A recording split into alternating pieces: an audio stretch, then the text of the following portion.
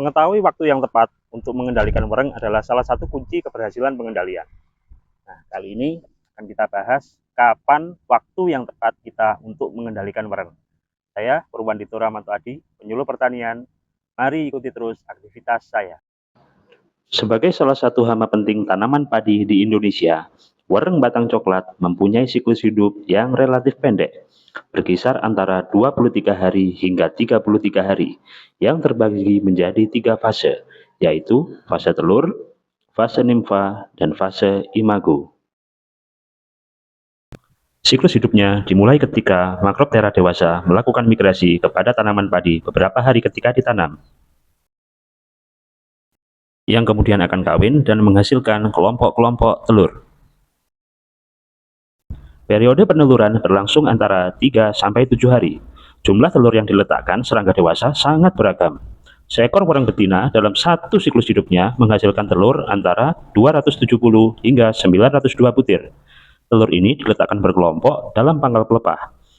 Telur ini akan menetas pada umur 7 hingga 11 hari. Telur ini menetas akan muncul wereng muda yang kita sebut dengan nama nimfa. Nimfa ini memiliki masa hidup antara 10 hingga 15 hari. Selama perkembangannya, nimfa mengalami 5 kali pergantian kulit dengan rataan umur 2-4 hari pada setiap fase instar. Nah, jadi untuk periode paling berbahaya dari wereng batang coklat ini ada di instar 3, 4, dan 5. Di instar 3, 4, dan 5 ini, nimfa wereng membutuhkan banyak sekali energi untuk bermetamorfosis menjadi imago, sehingga dia akan lebih ganas daripada nimfa instar 1 dan instar 2. Nah, lalu kapan waktu yang paling baik bagi kita untuk mengendalikan wereng? Ada di fase mana?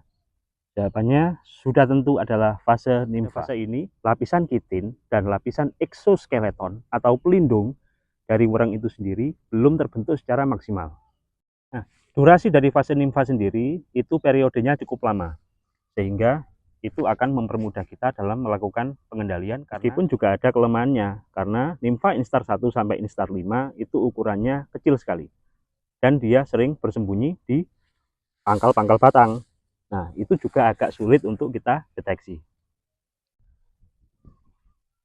Nah, untuk pertimbangan ketiga, karena nimfa itu metamorfosisnya belum sempurna, dia belum punya sayap, sehingga mobilitasnya rendah. Dia hanya akan berdiam diri pada pangkal batang. Nah, itu juga akan lebih mempermudah kita untuk melakukan aplikasi pestisida. Pak, apakah bisa pada fase telur kita kendalikan? Jawabannya bisa. Jadi nanti teman-teman bisa memilih pestisida yang dia mempunyai efek ovicidal atau pembunuh telur. Nah, untuk bahan aktifnya ada banyak. Teman-teman bisa menggunakan bahan aktif buprofen, lunefuron, benzilourea, piriproxifen, atau bisa menggunakan thiamethoxam.